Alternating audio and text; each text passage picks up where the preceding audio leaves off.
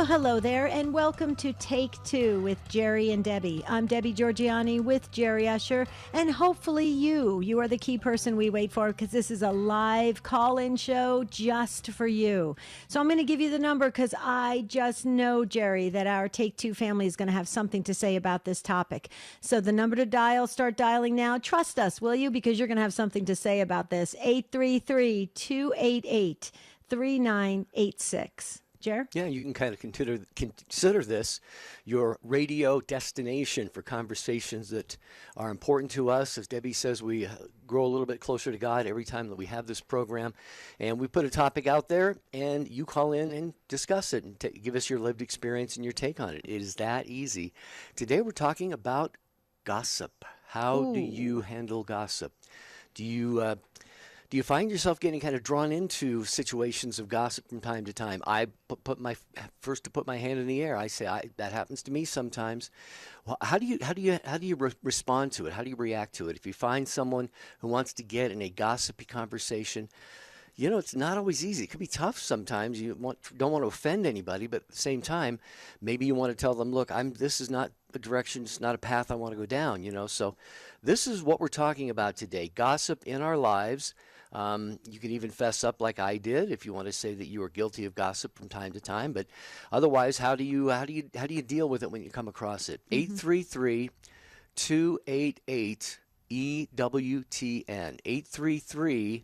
833-288-3986. Oh, come on, Jerry. There's gossip everywhere. And, we live and interact with people. And so you're going to say, hey, do you want some juicy gossip by the water cooler at work in the old days? You speak about somebody in the workforce or somebody in the parish community. Let me just tell you something. I worked at the parish level for 25 years. There was a lot of gossip, okay? I mean, we could have been a revolving door with the confessional. Okay. There was gossip everywhere. Oh, Father so-and-so did this, or this particular department head did that. Or, there was constant, transferring of information that really was very harmful to people's reputations, to their families. Sometimes people would gossip about their family situation. That was terrible. So how do you handle gossip? It's all around us. Let's face it. We live in community, right? We interact with people. There's going to be that chance for that juicy gossip to be spread. And that's just the way it is. It's very attractive in the sense that it kind of gets that adrenaline rush, that kind of feeling like, wow, I know something that someone else doesn't know, right? And it can be very dangerous. So let's talk about it from all angles. And let me just share something. Some people will say, well, it's not really gossip. I'm just telling the facts. Oh, that's true. We understand that. A lot of times gossip is mixed with a lot of facts. But is it our place to convey those facts? That's the question. What role do we play in that? Are we helping someone get closer to heaven, or are we causing people to go further away? So that's there's so many angles to this. As you can tell, we're both life coaches, so we deal with this all the time. We need to hear from you now. We set the table.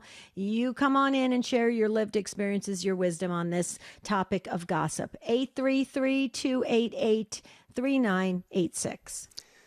Yeah, what are the lines that somebody says that maybe tip you off that gossip is coming? Don't tell anybody, but I got something to share with you. If you hear something like that, you can be pretty sure, not always, but you can be pretty sure there's maybe an incidence of gossip coming along right after that. Debbie, you said something I was just making a note on. I said, everyone wants to be in the know. You want to have that drama, that intrigue, like you said, the adrenaline rush. It can be very difficult because, our producer, Ace McKay, gave us some numbers here this morning. He says the Bible mentions gossip 133 times, and he says in all cases we are admonished to keep from doing it. And he says slander, which is like gossip, is mentioned in the Bible 120 times. So folks who are listening right now, it's part of life. We're all going to fall into this. So how do you get yourself out of it? How do you avoid even getting into starting or participating in a conversation of gossip nature.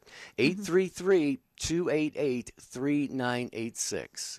Well, and here's something that's interesting. Like for me, and let me put aside, the coaching ministry that we have. When you come to us as coaches, we must keep that confidential. Okay, so that stays in a session very confidential, confidential and protected in that way and secure in that way.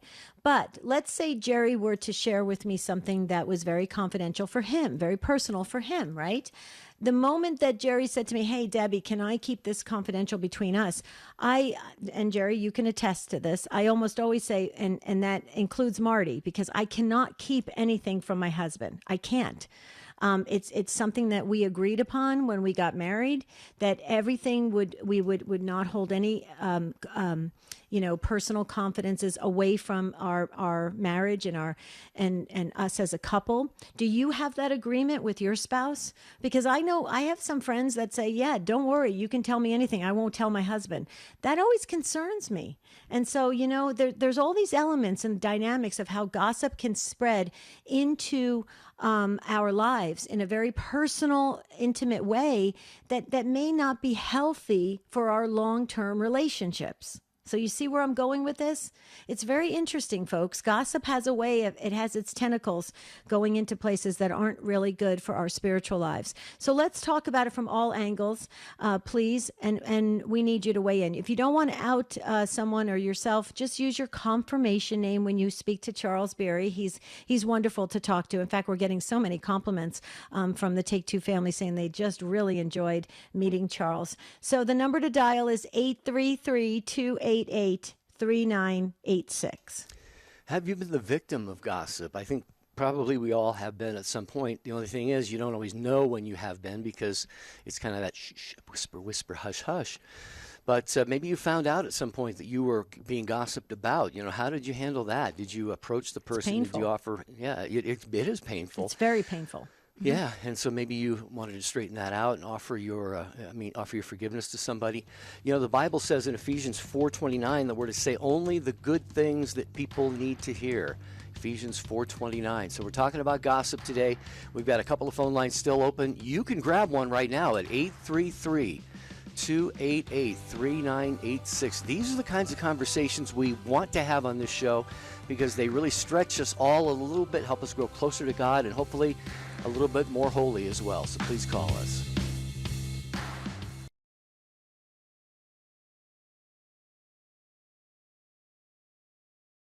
In their faith, Sunday morning, 10:30 Eastern on EWTN Radio. This is Life Issues with Brad Mattis, president of Life Issues Institute.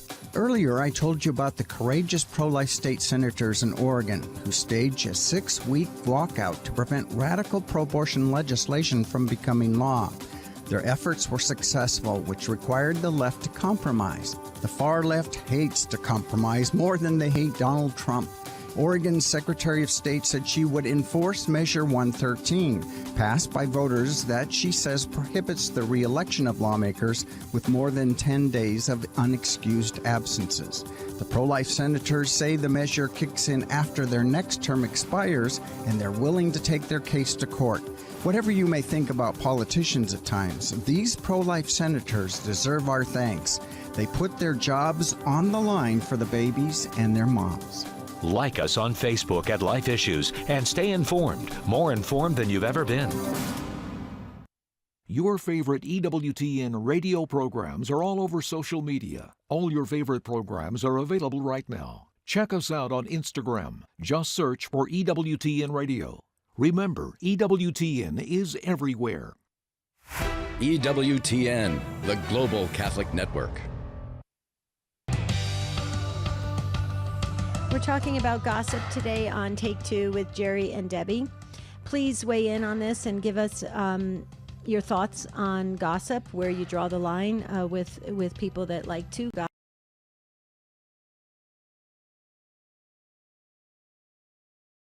go out to lunch with a friend and just look at each other, right? There's usually information to be shared. And a lot of times it revolves around gossip. So let's talk about it. We don't want to fall into sin, especially with slandering somebody else's reputation and name. So that's what we're covering here today. So if you have something to say about this, you don't have to be Catholic to call in. Please dial this number, 833-288-3986. And Jerry, I have to share this because we've had him on the show several times. We love his books. We love all the work that he does.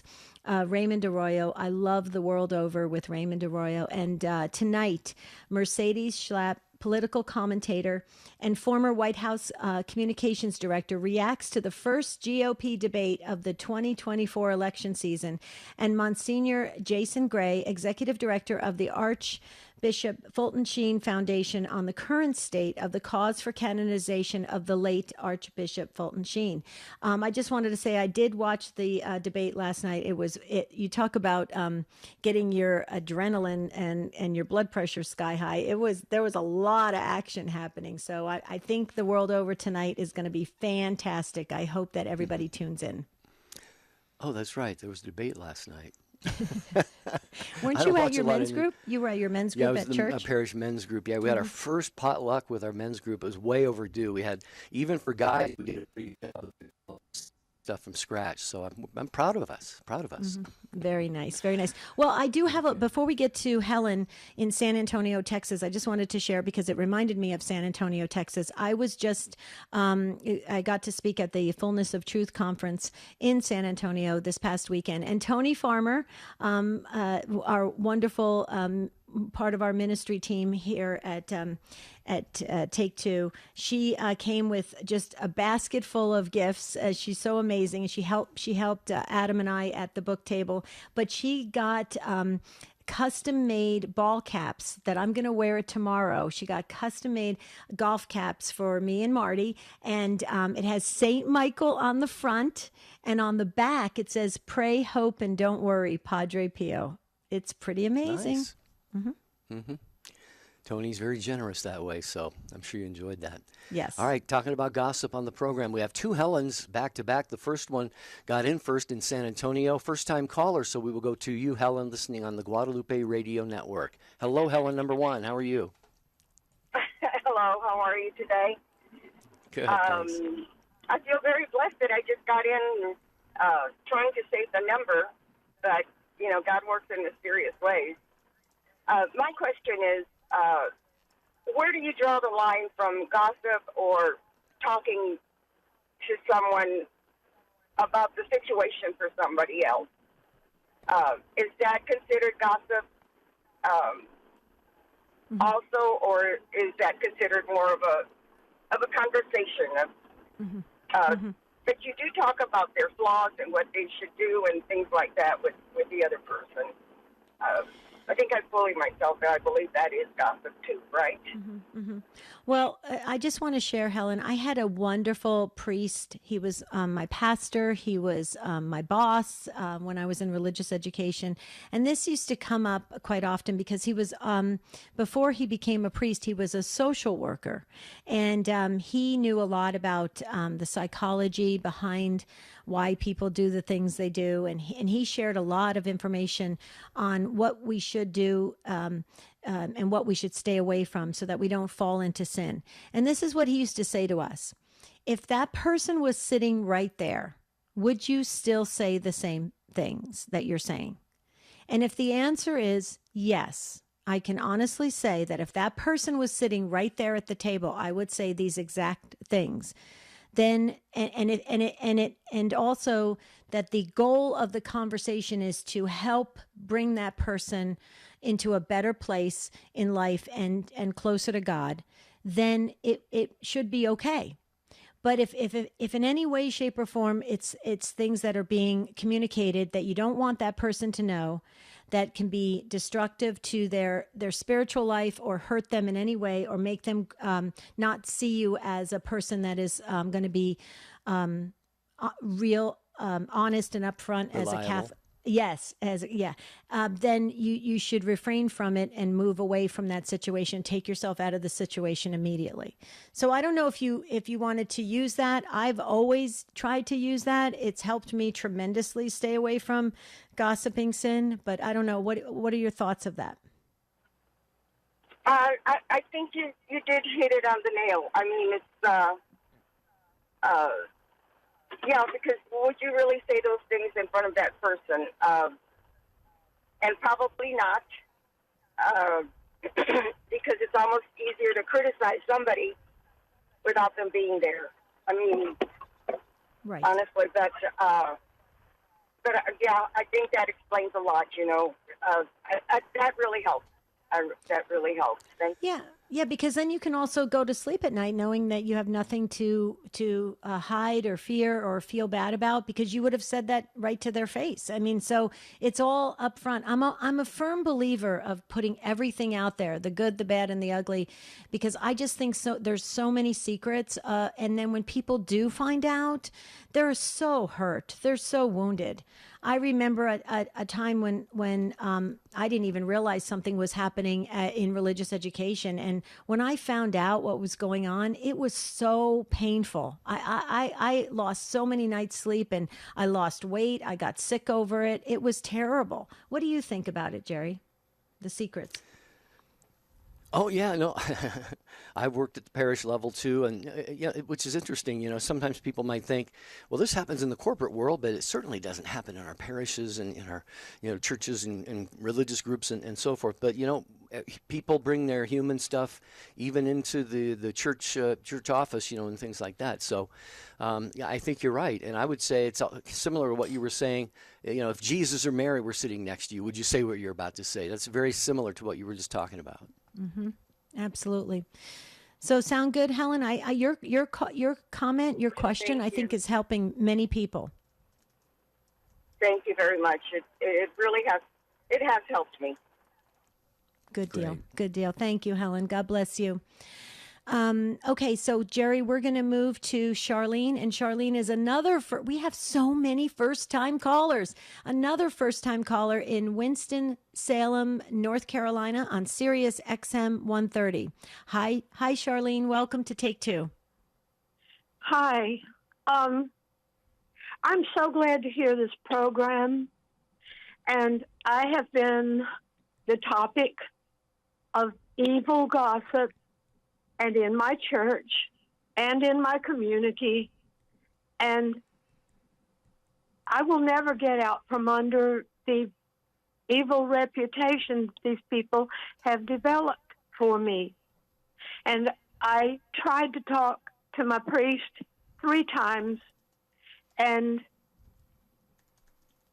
all 3 times he either just tried to minimize what was happening and said that it wasn't as bad at our church as it is some other places, or he would segue to another topic. In other words, he didn't want to know, period. Mm-hmm. And I have had people in that church insinuate that I'm some kind of extreme, evil, immoral woman, and I haven't even dated anybody in almost 30 years. Mm-hmm. I've had it insinuated even by a pastor's mother-in-law that I go to communion with alcohol on my breath, which is a lie. It's called mouthwash. Mm-hmm. And there was a visiting clergy person who actually approached me in the parking lot one day and said to me, I want to talk with you about your morals. He's not even from our state. And evidently from his family and what he thinks he knows, he was getting ready to do this heavy-duty talk to me, and I was so shocked I just stood there. Mm-hmm. Let me tell you, as I say, I haven't even dated anybody in nearly 30 years, and I take sleep medications every night for years and years. And I don't drink whiskey. Mm-hmm. And I'm not an immoral person. Right. Right. And like you're mentioning, or someone else was mentioning about you get so beaten down by this that you lose weight and you get sick sick over to it. your Yeah. stomach. And Yeah. I'm taking medicines now that I didn't used to need to take. Right. I understand. That's why the power of the tongue and the words are they can cut you like a knife. Absolutely, Charlene. But let me just ask you a couple quick questions. Is this are you Catholic, or is this a Christian church you're going to? Well, to my certain knowledge, Catholics are Christians. Right. And I know. I'm not a Roman Catholic. Okay, gotcha. I belong to another kind of Christianity. Gotcha. Yeah, because you mentioned that the pastor had a mother-in-law. I just wanted to make sure I was getting that clear. Okay, no problem. It's yes, Catholics are Christians. Absolutely, Charlene. I just wanted to, for sake of understanding this better. So here's what I would suggest. Okay, first, you're a Christian woman. You realize this is being done to you. This is a form of persecution. Okay, you have the ability to turn this around. You don't have to let this affect you and for you to become very, very bitter about this, and to the people that are doing this to you. You can have this work to your advantage. And what I mean by that, Charlene, is you can have it work to your spiritual advantage. Okay? You can what we call offering it up, aligning this with Jesus' suffering and passion for what he did for all of us, and to offer this up for all your sins and all of their sins as well, and everybody around you. You can have this work to your spiritual advantage. I would suggest you pray about it and quickly do that, because you don't want this to destroy you physically, mentally, spiritually, emotionally, Charlene. But what I also would do is very gently maybe write a note to your pastor and just say, listen, this has really hurt me in many ways. And I can't get it to stop. So I will use this for my spiritual advantage because I'm going to go bigger than all of you and what you're doing and all the sinful nature that you're partaking in. I'm going to let this serve me better for all of eternity. So it's all how you really position it and look at it, Charlene. And I want that for you because it sounds like you're in a lot of pain. Jerry? No, I'm curious to see what Charlene has to comment on what you were just sharing there. Charlene, do you have any thoughts on what Debbie was saying? Yeah, I do. And I'm telling you that when it's to the point that in my own neighborhood, I can walk into some stores and there are people who run me out of the store because they think I'm some kind of prostitute or something, then that's not something I can offer up to Jesus Christ. It is that I am being persecuted hideously by people in a church. And in point of fact, sure. There was another person that I confided in at church, and evidently he talked to the pastor as well. And then in front of a room full of people, my pastor actually said the words, cowardly though they were, somebody just needs to get better at bearing up under persecution. Forget that he's got all this evil stuff going on in his church, and he's too cowardly to do anything about it. Well, we can't comment on that because we didn't hear anything, Charlene, but you mentioned a moment ago where there was something you said that's something I definitely cannot offer up. I would just encourage you to look at that quite a little bit differently. Everything is something that we can offer up. You know, the thing, Charlene, is if people are doing the things you're saying they're doing, they are endangering their souls, quite frankly. And those are people who need maybe more prayer than less prayer.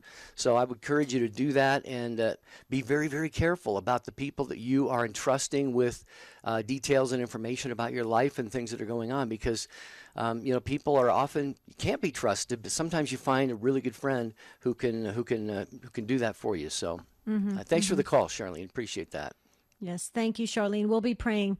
And let me just be clear so we don't get any emails. This is the reason why that I say I label us as Catholic Christians. Yes, we Catholics are Christians with the Church of Jesus Christ that was founded by Jesus Christ. So yes, I just for clarification, when people mention pastors or ministers, I'm trying to get to the idea of what Christian denomination do they attend, folks. So that's what we always have a reason why we're asking those questions, just to get clear communication and understanding of where everybody's story is. So I just wanted to make sure I mentioned that, Jerry.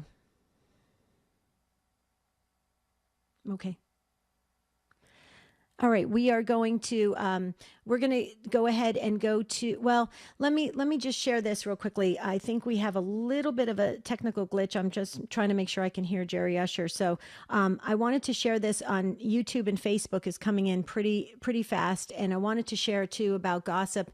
They're wondering if gossip is okay, or a transfer of information is okay. If it's coming from your boss. Ooh, what if your boss calls you in and says, I need to talk to you about something.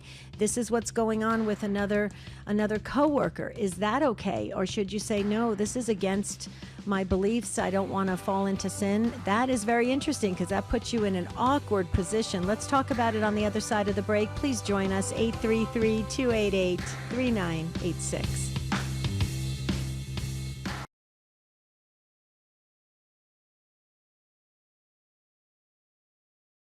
On EWTN Radio.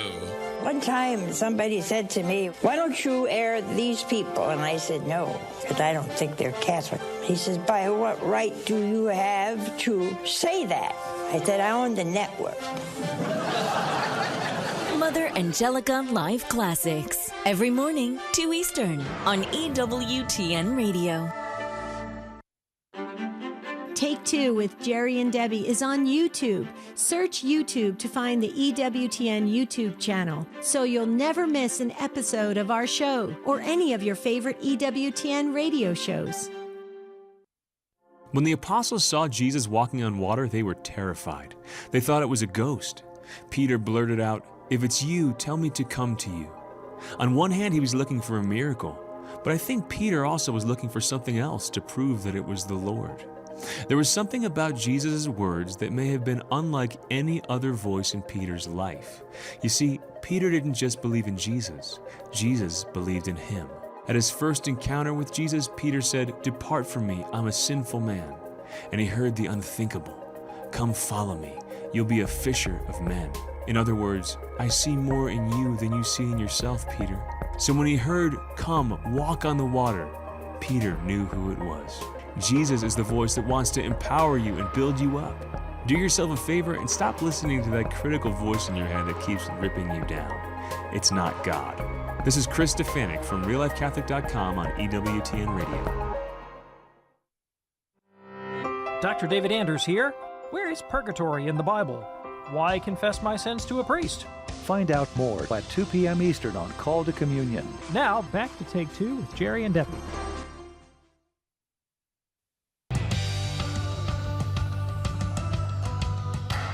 Well, if you didn't know before, I'll tell you now, you have a show on the radio, and this is it. It's Take Two with Jerry and Debbie and you. You're the ones who make the show.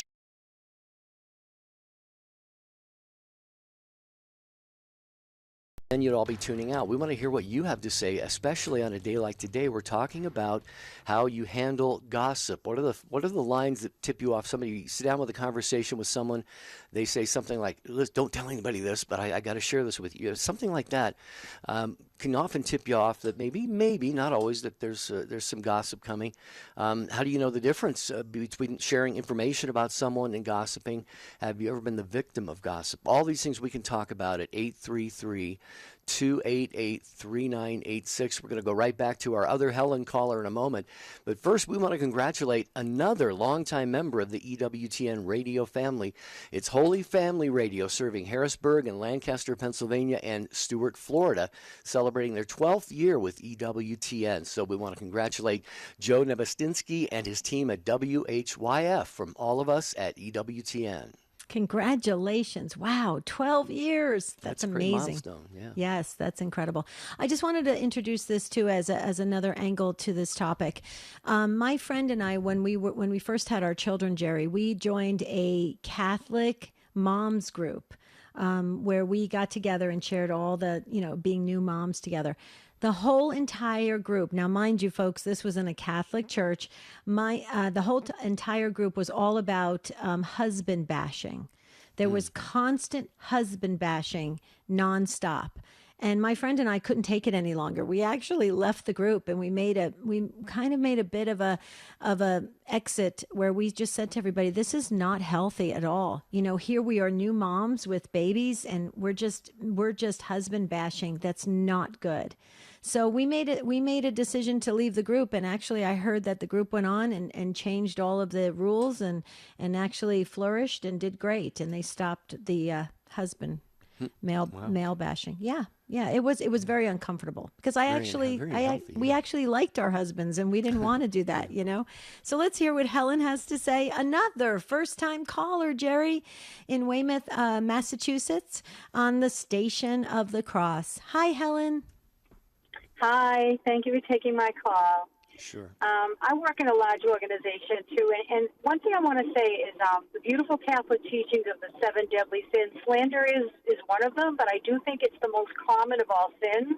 I know so many loving, wonderful, generous people in my life, but they don't think gossip is a bad thing. And my personal rule is don't repeat anything unless it is a matter of a person's well-being, and then only repeat it to the person who's on a need-to-know basis that can actually help someone because of this piece of information I've gotten.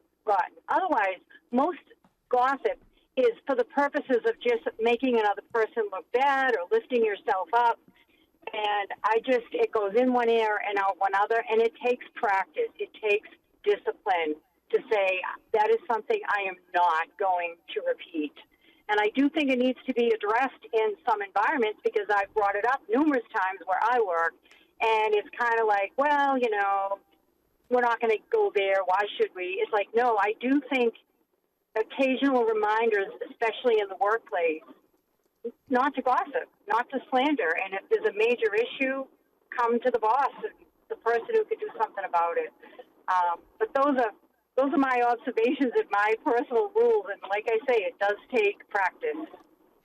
Well, Helen, you've said a lot of important things, one of which I had on my mind earlier in the show, and that is oftentimes we will gossip, we will slander, we will be guilty of detraction, all sorts of these sins because we want to sort of elevate ourselves above somebody else. Maybe they have a gift or can do something we can't do, or maybe we're just deficient in some area. Maybe we don't have the same gifts as somebody else. So I'm glad that you made that point. Because. It's sad. It's human nature. It's just sad the way that is. And slander, of course, is typically involves something that is not true about somebody, where gossip, I guess, could be either true or false. But Debbie, I think she makes a good point there about wanting to sort of elevate ourselves above other people at times. Well, and Helen, blessed Carlo Acutis, the young 15-year-old who's blessed right now on the full road to canonization, he used to comment about this all the time, exactly what you just said. He would say that light. When light is out there in the world, that is pleasing to God, right? That is absolutely pleasing to God. And he could not understand why people would want to snuff out or extinguish that light just because it made their light a little brighter. And he said, when we do that, when we put out the brightness of others, we are actually hurting and offending God. We should let the light shine. The more the light shines, it benefits all of us. Isn't that fascinating? This came from a 15-year-old saint, Helen. What do you think about that? Absolutely, positively, that is the truth, and we need to remember that. And it does take practice. Mm-hmm. Well, yeah, like all of the virtues, they require practice. Debbie always says practice does not make practice does not make. Well, how do you say that? Perfect. It's practice permanent. does not make perfect. It makes permanent. Yeah, and so it just goes to show, Helen, like you're pointing out, and Debbie, the spiritual life, growing closer to God, becoming holier in this life is an effort. We have to put in the effort. We have to try. We have to work at it. We have to practice it. So, Helen, thank you very much for sharing those rules with us about how you approach that topic of gossip here on Take Two with Jerry and Debbie. 833-288-3986. When you encounter gossip, how do you handle it? You can give us a call, share your take with us. Yeah. And here's the thing, we have to realize this. When we leave this earth, Jerry, and we close our eyes here and we open up our eyes, we are going to see Jesus, right? For the particular judgment. We're going to be held accountable for everything we said, everything we didn't say. We're going to have that whole life review very fast, right? And so think about this. Every encounter we have, are we pushing people closer to God, or are we pulling them away? And I look at it like that. Sometimes I think we overcomplicate how to do this, how to navigate this thing called life. It really is quite simple. And Mother Teresa knew it. If you look at Mother Teresa's quotes, they're all very simple, but very profound. And I would just encourage folks to get back to the foundational elements of what it means to really increase virtues and to push down and to eliminate all vices. And Helen brought up the 7 deadly sins. That would be something to start looking into, to really get yourself familiar with things so you know what to work on. Right, Jer? Mm-hmm. Yeah. All right, Ann in Las Vegas, hold on. You are right after Magdalena in Fargo, North Dakota, listening to us on Real Presence Radio. Hello, Magdalena. How are you? Are you there, Magdalena? Yes. Oh, okay, good. Good to have you with us. What would you like to share about this? Okay. Yes. Yeah, I just had a comment about one of the earlier calls. You were talking about what constitutes gossip, and what should you say to other people. And I was taught years ago that even if you have something good to say about the person, you probably shouldn't be talking about them. Mm-hmm. And like the last caller said, it's on a need-to-know basis. Is there some reason why, a good reason why that person, why you should share information about somebody else? I was a member of a prayer group one time, and a woman was prayed over and witnessed that she was able to quit smoking, and I repeated that to somebody. And I was chastised later by one of the deacons in our church that I should not be sharing it, and kind of caught me off guard. But sure. I really struggle with gossip even now. But there's another aspect to it. I would like to know, what's a good way to extricate yourself from a conversation without offending anybody? One day after Mass, we were discussing, we were just having conversations with our priest, and my friend was going to share something about another person, and all of a sudden, our priest, candles are still lit. I have to go extinguish those, and and it was, I took it as kind of let's end this conversation before it goes somewhere we don't want it to go. Yeah, right. And I thought that was kind of a clever way.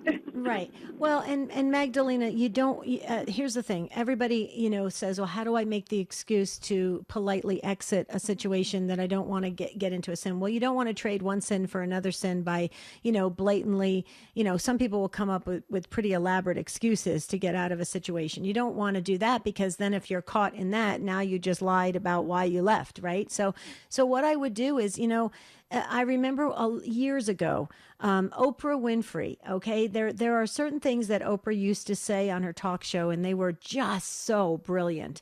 You know, she would say you don't have to give a reason for why you have to leave a place or why you can't attend a certain thing. You know, you can just state it. So if you're in the middle of a conversation and it turns to gossip, you can politely say, "Excuse me, you guys, I'm going to go ahead and get going now. Thank you. It's good seeing all of you. Bye-bye." You don't have to say, well, I've got another appointment, or I've got to go to the restroom, when you really don't have to, and stuff like that. You don't have to do any of that. You can just say, it's time for me to go. I've got to go. And that's it. The problem is, I think we tend to over communicate with the reasons why we want to get away from sin. Just absolutely get away from the near occasion of sin. It's that simple. And people will understand. You will send a signal to everyone that it's going in a direction that people need to wake up and realize it's probably not healthy for their souls. What do you think, Magdalena? That sounds like good advice. Because if you can in some way communicate to the other person that this isn't good, then they have a chance to redeem their actions too. Right. And remember, gossip is very attractive in the sense that it stimulates that same kind of addictive qualities in the brain. It's that same kind of almost like a drug hit when somebody wants to get the next hit, to get that next feeling of. And so that's why gossip is it causes people to go into it very easily. So we have to work hard to get away from it. So you're not alone, Magdalena. It's something that's all around us. That's why we're addressing it. Right, Jer? Absolutely. Magdalena, thanks for the call. Real quickly, Debbie, it brought something to my mind because you said it could be something we say or something we don't say. Mm-hmm. And we know that in our act of contrition, we have, for what I've done and what I've failed to do, for my thoughts and my action. I'm just wondering, and I'm not necessarily looking for an answer. I'm just curious, if we're in a situation where there's gossip going on and we don't participate, but we just kind of stand there and nod and rather than getting out of the situation or saying something to somebody, I wonder if that's a sin of omission, because we're not, we're failing to take action in a situation where maybe we should. Right. Some people, again, Jerry, that's a really good point. This same pastor that I was referring to that gave excellent advice to all of his staff, he said that if you're just sitting there taking it in and not saying anything, you're still part of it. You're still part of the problem. You should really say something to defend that person's honor or to make a statement to get people to think differently. And I will tell you, Jerry, I think you can attest to this. You've heard me say many times when people's a situation or a certain a scenario comes up, I will say, I really love that person, or I'm very close to that person, or I value that person, or they're a mentor of mine. I will go out of my way to make sure that there's something that is positive being communicated, even if it's a so-called meeting where there's facts being laid out on the table. So I think it is our responsibility. For me, this is my personal opinion, to defend other people's honor. I do. I mean, I would expect that from people who I love and care about, like my friends. Like Jerry, I feel confident that when you go out there and if my name comes up as, a co-host, I just absolutely have the full trust that you will say, hey, Debbie's a friend of mine, or I love working with Debbie, or whatever. And I hope you feel the same way about me. And I think that's important to build each other up. What do you say? Yeah, no, I agree. And Magdalena did say also, I think she said something like, we shouldn't talk about other people at all. And if it's gossip or slander, things like that, I totally agree with that. But, what about if somebody were to say to me, Jerry, you and Debbie make a great team. You're a great host of the show or something. That's not gossiping, I don't think. I mean, that's passing on a compliment or something. So I don't think talking about people in some situations is crossing the line into gossip. That's just my opinion on that. I would agree with you. I would absolutely agree with you. And I can just tell you right up front, Jerry, what I say about you when you're not around, and I get emotional every time I say it. I would never be sitting here where I am today if it wasn't for Jerry Usher. So that's what I say about you. And, it's the truth. I'm very grateful that you had the kindness and care and concern to help me in Catholic media. So, I hope that's not a gossip. I hope it's just the truth, and it is. So, No, bless you. Thank you, Debbie. Mm-hmm. Thank you. And there are a lot of other people at EWTN. You love all of them. The lineup is going to be fantastic this Saturday at EWTN's free family celebration. It's at the Birmingham Jefferson Convention Complex in Birmingham. And this year it's a special occasion because we're celebrating Mother Angelica's love of the Eucharist and marking the centennial year of Mother Angelica's birth.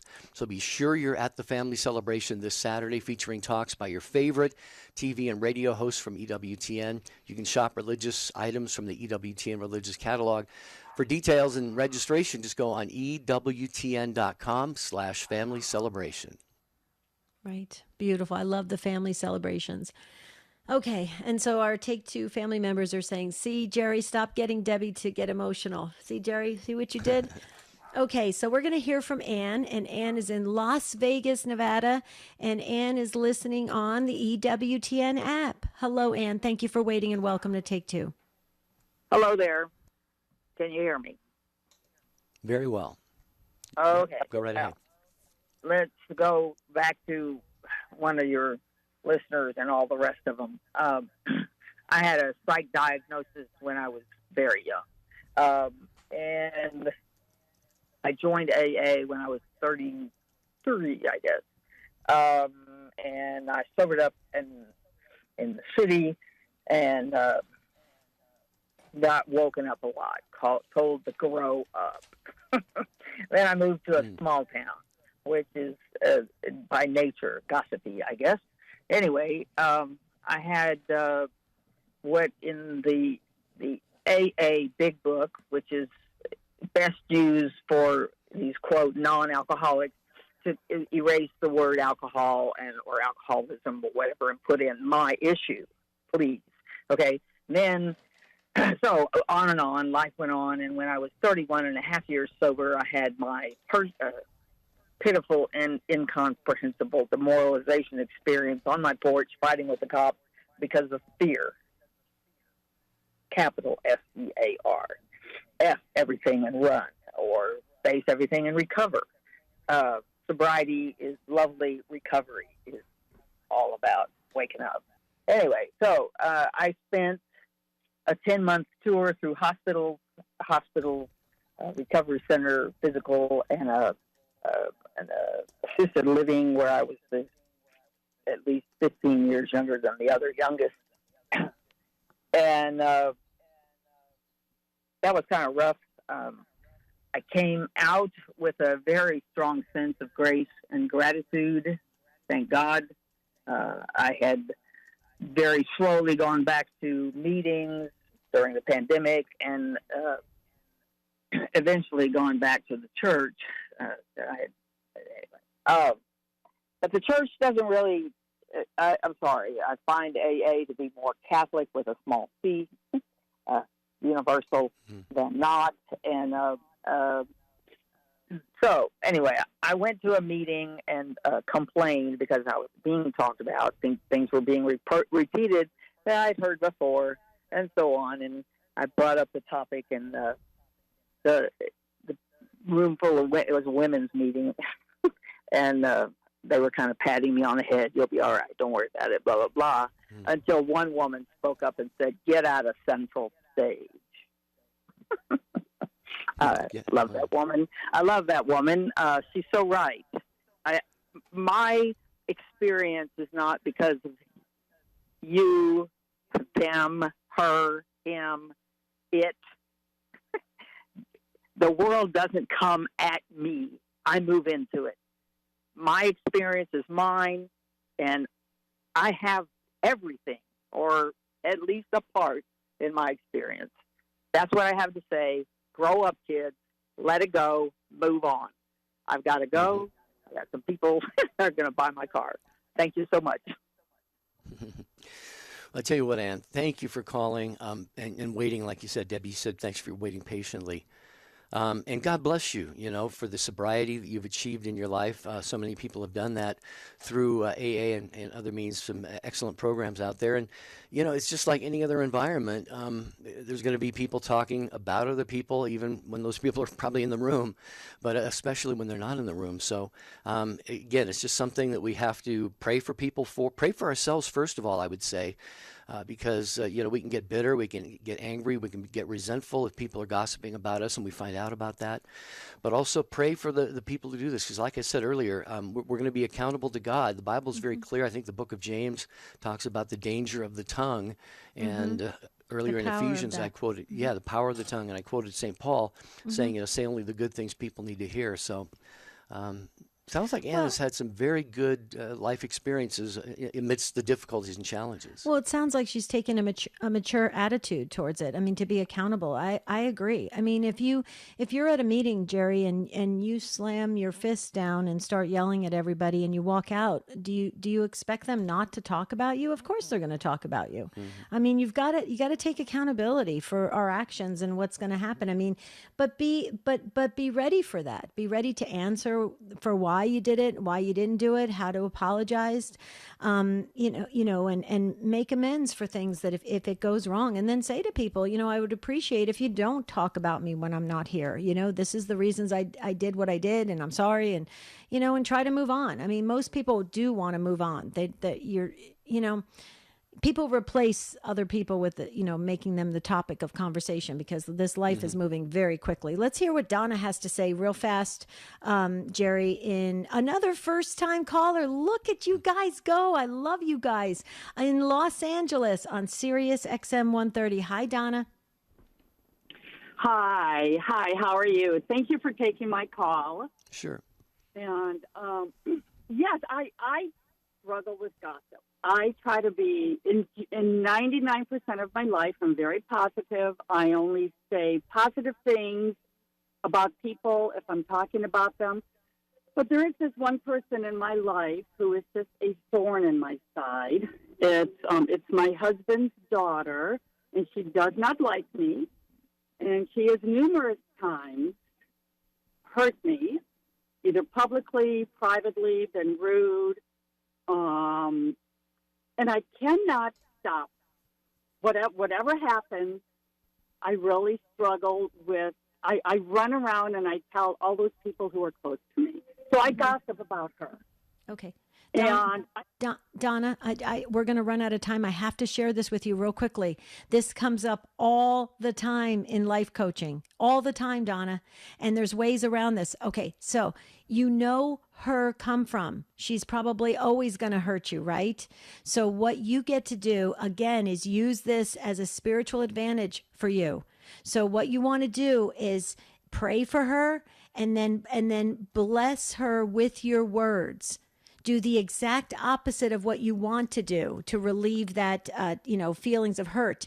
Do the exact opposite. Turn it around and send her the blessings and the good intentions and everything from your heart, Donna, and then offer it up because, Donna, this comes up. I can't even begin to tell you. As you were talking about this, I was thinking I hear this pretty much on a daily basis.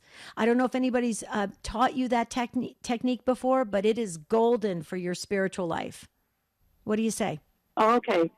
Great. Yes, great. So instead of gossiping in a negative way, bless her. Yes, and bless find the positive. Right, find the positive, but bless her in prayer. So go to adoration, go to Jesus, and you can complain about her to Jesus, but keep it with Jesus, and then finish with Jesus. I want her to be blessed. I want her to have a happy life. I want her to be healthy and holy. Okay, and that's what I mean by the blessing. Okay, you can do it. You'll see it is golden, Donna. You will call us back, and you will be praising God. Thank you, because I need to stop. It hurts me every time I do it. Yeah, yeah, but you're just trying to relieve the pain because she's hurting you. So God understands that too. But but turn it around to make it be, an advantage for us spiritually, I think. Well, we have a patron, my patron St. Gerard, and Debbie's husband Marty, is his middle name is Gerard. He was falsely accused of some things and didn't. He kept silent. He felt there was no way he could defend himself, and he was exonerated, and proven innocent at a later time. So that's the stuff of what saints are made. Absolutely. And Patty wrote a book about gossiping, so we'd love to hear about it, Patty. If you can email us, take2@EWTN.com. And Ann, we're not going to get to you and the others on social media and Facebook. Sorry, you guys, but we'll revisit this topic again. All right, thanks to the show team. We had Charles Beery on the phones today, Jeff Burson on social media, Ace McKay, our producer. Thank you, affiliates, for carrying the show, and thank you, Take Two family, for another great conversation. Talk to you tomorrow. God bless.